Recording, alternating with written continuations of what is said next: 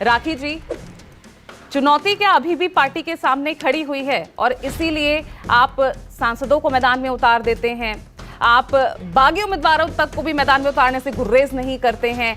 अंदरूनी गुटबाजी लेकिन अभी भी वो कायम है जिससे पार्टी जूझ रही है। राज्यों के अंदर जो चुनाव होते हैं वो स्थानीय मुद्दों पर, और जो हम लोकसभा के चुनाव होते हैं वो देश के, राष्ट्र के मुद्दे या अंतर्राष्ट्रीय मुद्दों पर हम लोग उन चुनावों को लड़ते हैं। तो विषय जब अलग है तो मुझे लगता है कंपैरिजन ठीक नहीं है। जिस तरह से स्थानीय स्तर पर सरकार द्वारा जो भी काम किया जाता है उसका जो भी जनता द्वारा डिसीजन है वो विधानसभा चुनाव में किया जाएगा। नमस्कार दोस्तों, स्वागत है आपका सच की आवाज में।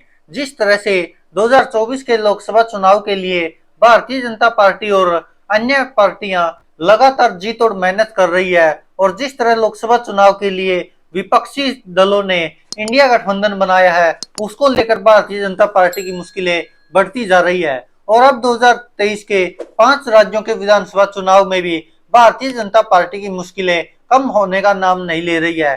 इसी को लेकर जिस तरह से भारतीय जनता पार्टी कांग्रेस पर आरोप लगाती है या अन्य विपक्षी दलों पर आरोप लगाती है कि स्थानीय मुद्दों पर या स्थानीय नेताओं के दम पर चुनाव नहीं जीतते विपक्षी दल, तो इसी को लेकर अब न्यूज 24 पर जब बहस हो रही थी तो पूजा ने यह सवाल पूछ लिया एक भारतीय जनता पार्टी की प्रवक्ता राखी से कि आखिरकार जो आरोप भारतीय जनता पार्टी कांग्रेस पर लगाती है, लेकिन उनकी पार्टी पर भी तो ऐसे ही आरोप लग रहे हैं। क्योंकि जिस तरह से भारतीय जनता पार्टी कहती है कि जो राष्ट्रीय मुद्दे हैं वो लोकसभा चुनाव में उठाए जाएंगे और लोकसभा चुनाव में प्रधानमंत्री नरेंद्र मोदी का चेहरा रखा जाएगा, लेकिन विधानसभा चुनाव स्थानीय मुद्दों पर होते हैं, स्थानीय नेताओं के होते हैं। लेकिन राजस्थान में वसुंधरा राजे तो स्थानीय नेता है, उसको दरकिनार क्यों कर दिया गया? तो देखिए क्या कहती है भारतीय जनता पार्टी की नेत्री। राखी जी, चुनौती क्या अभी भी पार्टी के सामने खड़ी हुई है और इसीलिए आप सांसदों को मैदान में उतार देते हैं, आप बागी उम्मीदवारों तक को भी मैदान में उतारने से गुर्रेज नहीं करते हैं। अंदरूनी गुटबाजी लेकिन अभी भी वो कायम है जिससे पार्टी जूझ रही है।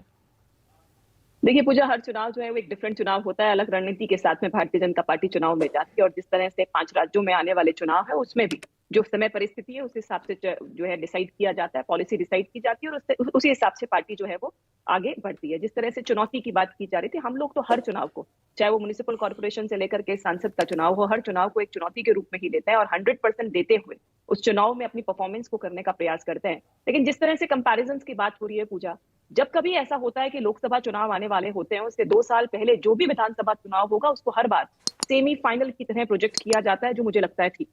राज्यों के अंदर जो चुनाव होते हैं वो स्थानीय मुद्दों पर, और जो हम लोकसभा के चुनाव होते हैं वो देश के, राष्ट्र के मुद्दे या अंतर्राष्ट्रीय मुद्दों पर हम लोग उन चुनावों को लड़ते हैं। तो विषय जब अलग है तो मुझे लगता है कंपैरिजन ठीक नहीं है। जिस तरह से स्थानीय स्तर पर सरकार द्वारा जो भी काम किया जाता है उसका जो भी जनता द्वारा डिसीजन है वो विधानसभा चुनाव में किया जाएगा। जैसे राजस्थान की हम बात करें, मैं राजीव जी को सुन नहीं पाई, लेकिन जिस तरह से राजस्थान के अंदर कांग्रेस का जिस तरह की स्थिति रही, जिस तरह का कार्यकाल सिर्फ टोवल वाला कार्यकाल रहा, जनता इस कार्यकाल को एक्सेप्ट नहीं करेगी। तो जहां तक स्थानीय मुद्दों की सवाल है, स्थानीय मुद्दों के माध्यम से ही तो दशा आपकी जो स्थिति है वो तो आपकी पार्टी में भी है। वसुंधरा राजे सिंधिया, स्थानीय नेतृत्व आप कहाँ खड़ा कर पा रहे हैं?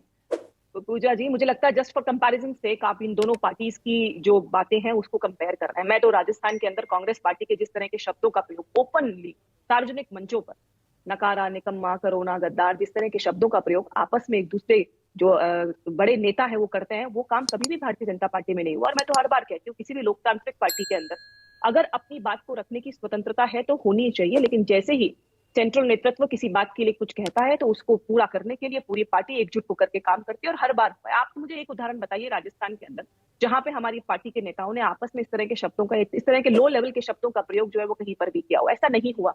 तो इसीलिए जस्ट फॉर कंपैरिजन से करने की जरूरत नहीं है। जिस तरह की कुर्सी की लड़ाई लगातार राजस्थान के अंदर कांग्रेस के लोगों के बीच में रही, उसका कंपैरिजन आप बीजेपी से नहीं कर सकते, क्योंकि चेहरा तो सामने नहीं है ना। क्यों फिर पीएम मोदी के ही नाम, काम और कमल के निशान पर चुनाव लड़ रही है बीजेपी?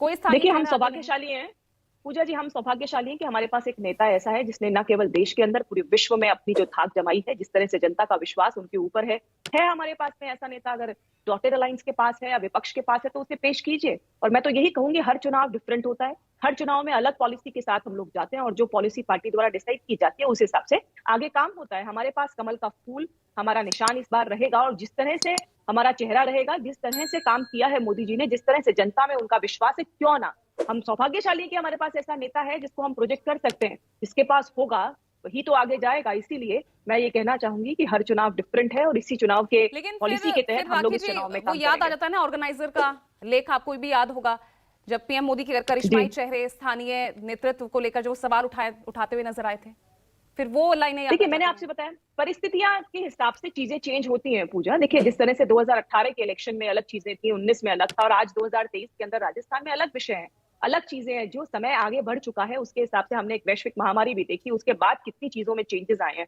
तो बदलाव लगातार आता है और जो बदलेगा नहीं वो रह जाएगा ठीक पीछे। है, इसीलिए राजू बदलावों बाबू के मारे साथ जी। में पॉजिटिव सकारात्मकता ठीक के है। साथ। तो देखा दोस्तों आपने किस तरह से भारतीय जनता पार्टी की प्रवक्ता राखी कह रही है कि जो स्थानीय मुद्दे होते हैं उन पर ही स्थानीय चुनाव लड़े जाते हैं, विधानसभा चुनाव लड़े जाते हैं। लेकिन पत्रकार साहिबा पूजा साफ साफ कह देती है कि एक तरफ तो भारतीय जनता पार्टी ये कहती है कि विधानसभा के चुनाव राज्यों के मुद्दे पर लड़े जाते हैं, लेकिन दूसरी तरफ राजस्थान में अब चुनाव है तो वसुंधरा राजे जैसी सीनियर नेता को ही भारतीय जनता पार्टी किनारे कर देती है और यहाँ पर कमल के चुनाव पर या प्रधानमंत्री नरेंद्र मोदी के चेहरे पर चुनाव लड़ने की मुसीबत क्यों आन पड़ी।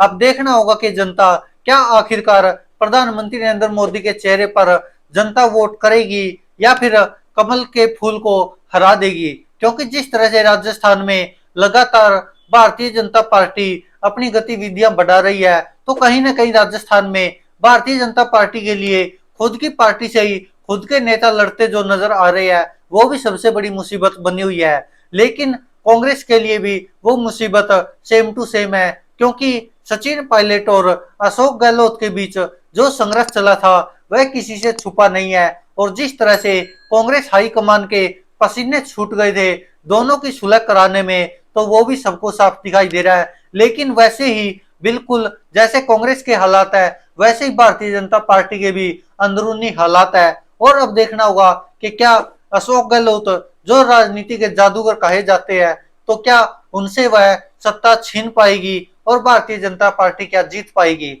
और यह सवाल बार बार उठता रहा कि आखिरकार प्रधानमंत्री नरेंद्र मोदी के चेहरे पर ही विधानसभा चुनाव और लोकसभा चुनाव क्यों लड़े जाते हैं। क्योंकि अब की बार विधानसभा के चुनाव जिस तरह से कमल के फूल के निशान पर कहें या प्रधानमंत्री नरेंद्र मोदी के चेहरे पर कहें तो लड़े जा रहे वो गलत नहीं होगा। क्योंकि इससे पहले आपने देखा था हिमाचल प्रदेश, कर्नाटक, यहाँ पर भी प्रधानमंत्री नरेंद्र मोदी के चेहरे पर ही चुनाव लड़े गए थे, लेकिन यहाँ पर कांग्रेस ने पटखनी दे दी थी दोनों ही राज्यों में और बुरी तरह हार गई थी भारतीय जनता पार्टी। और कर्नाटक में तो जो हार हुई है वो शायद भारतीय जनता पार्टी ने सपने में भी नहीं सोची थी कि भाजपा इतनी बुरी तरह से हार जाएगी। और यह भी आरोप लगते रहे है कांग्रेस द्वारा भी और कुछ मीडिया चैनल्स द्वारा भी कि जब भाजपा हारती है तो वह ठीकरा स्थानीय नेताओं पर फोड़ दिया जाता है और जब भाजपा जीतती है तो वह सारा क्रेडिट प्रधानमंत्री नरेंद्र मोदी को दे दिया जाता है। वो चाहे छोटे से चुनाव हो वो भी प्रधानमंत्री नरेंद्र मोदी का बीजेपी हेडक्वार्टर में स्वागत करके जश्न मनाया जाता है। लेकिन जब राज्य के चुनाव भी हार जाते हैं तो वो स्थानीय नेताओं पर ठिकरा फोड़ दिया जाता है हार का। दोस्तों इस पर आप क्या कहते हैं, अपनी राय कमेंट बॉक्स में जरूर दीजिएगा। धन्यवाद दोस्तों, देखते रहिए सच की आवाज।